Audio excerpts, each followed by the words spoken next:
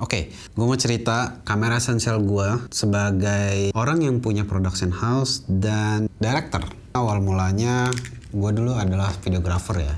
Dan udah sekitar 10 tahun lah gue ada di industri ini. Ternyata gue masih tetap tertarik gitu sama yang namanya kamera dan peralatan lainnya. Walaupun pekerjaan utama gue ngedirect, ada juga waktu dimana gue nggak bisa selalu sewa kamera. Akan lebih baik kalau gue punya kamera sendiri. Plusnya adalah setiap kita mau syuting, barangnya kita udah tahu gitu apa yang mau kita pakai. Nah sekarang gue udah mengkoleksi beberapa kamera yang cukup beragam dan beda-beda fungsi, mulai dari emang yang dibutuhkan buat profesional sampai yang buat konten doang. Dan dari semua keputusan gue membeli kamera-kamera ini, gue punya alasan tersendiri lah. Kita mulai dari yang pertama. Ada ini Sony A7C. Setelah gue punya production house, ini kamera pertama gue. Kenapa gue beli ini?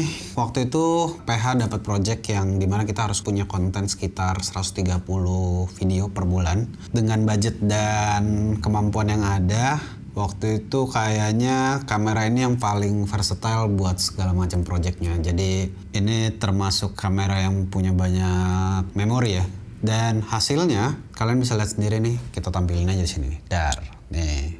Ini hasil-hasil video yang dihasilkan dengan kamera ini.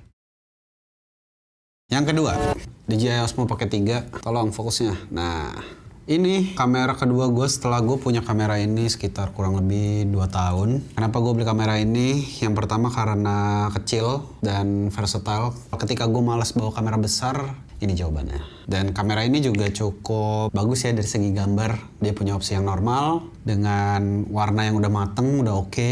Dan kalian juga punya opsi untuk pakai lock profile kalau kalian butuh fleksibilitas di post production. Cukup gini doang.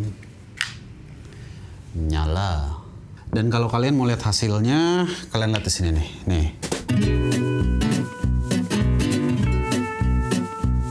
Selanjutnya gue punya kamera dari kacamata ini Ray-Ban Meta. Sebenarnya ya kualitas kamera ini bagus lah gitu. Walaupun dia rasionya 3:4. Pokoknya vertikal tapi dia tidak 9:16. Jadi agak ke crop dikit atas bawahnya.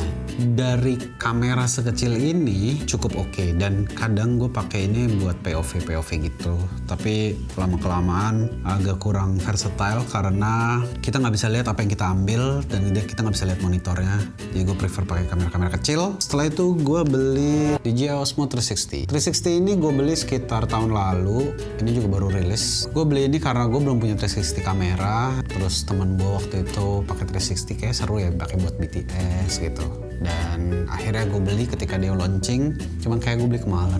Dulu gue belinya masih 9 juta. Setelah itu kalau nggak salah turun sekitar 1,5 sampai 2 juta deh sekarang. Tapi nggak apa-apa karena hasilnya bagus. Ini udah pernah gue pakai juga selain BTS, gue pakai di project-project kita di project gue. Cuman projectnya belum tayang, jadi nggak bisa showing apa-apa. Mungkin kalian bisa lihat footage ini aja nih. Nah, ini waktu gue lagi jalan-jalan ke Jerman, footage-nya kayak gini, sebagus ini. Gue merasa dynamic range-nya kamera ini tuh gila. Lo bisa dapet background langit dan objek itu sama-sama terang gitu. Selanjutnya, kameranya nggak ada di sini, ada di sini yang lagi dipakai. Ini FX3.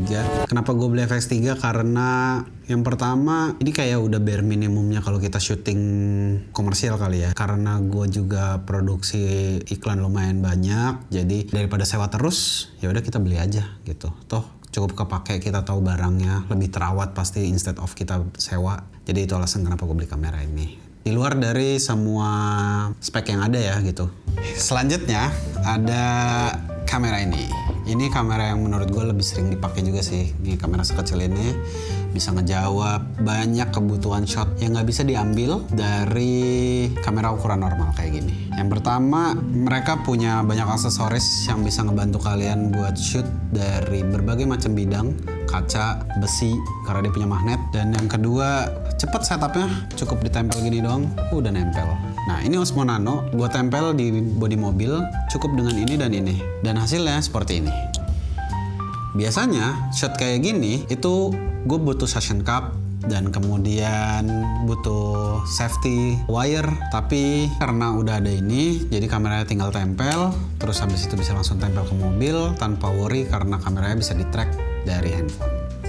Oke, yang terakhir ini sebenarnya mainan, cuman tetap ini kamera gue. Ini gue pakai waktu itu gue jalan-jalan ke nggak jalan-jalan ya, kerja.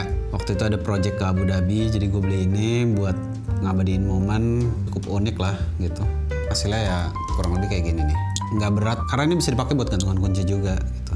Jadi ini biasanya gue taruh di tas, gue gantung di tas, terus kemudian ketika gue perlu langsung gue cabut, gue ambil. Cekrek. Oke, jadi kalau misalkan kalian aware, kamera-kamera gue ini opsi brandnya cuma sedikit gitu ya. Cuma ada 2, DJI sama Sony so far, sama ini. Cuman ini kan nggak buat kerja. Jadi karena gue ada di industri komersial, jadi secara kebutuhan tuh memang sangat dinamis. Jadi kalau misalkan kita harus mengandalkan satu kamera, itu agak susah tuh.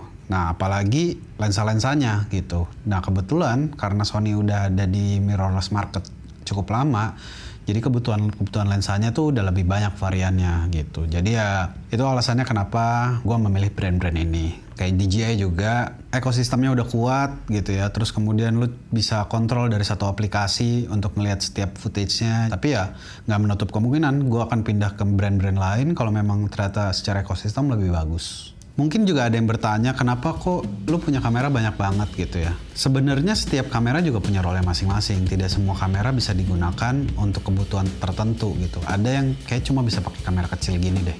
Ada yang harus pakai kamera besar deh. Ada yang pakai nah, so far dari semua kamera yang gue punya ini bisa menjawab tiap kebutuhan yang gue punya. Karena mereka selalu punya role masing-masing di setiap produksinya.